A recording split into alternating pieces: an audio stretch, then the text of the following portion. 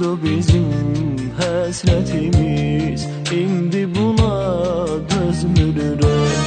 Sən gedəni həsrətini çəkdi könül görməyə, ama var xəyalın yoxsan özün. Sensiz həyat var nə gərək, halımı sən bilməmisən. Gözləmişəm gəlməmisən, mən sən üçün ölmüş olum, sən mən üçün ölməmisən.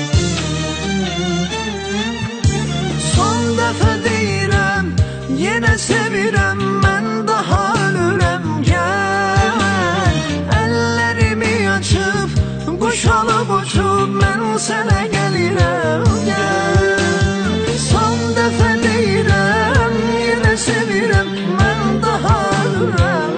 Gəl, əllərimi açıb, quş alıb uçub, mən sənə gəlirəm.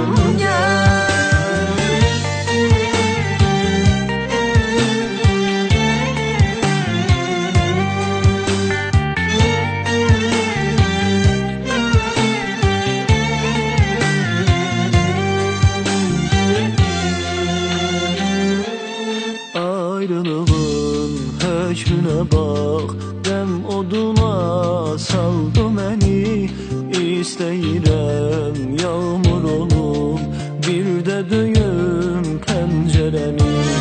Mən ölürəm, bir də belə qəmli yağış yağmayacaq, bir də payız gəlməyəcək, görməyəcəm bir də səni.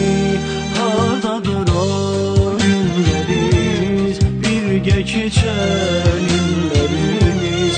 Öptü daha, keçdi daha, nə çatmaz ona əllərimiz.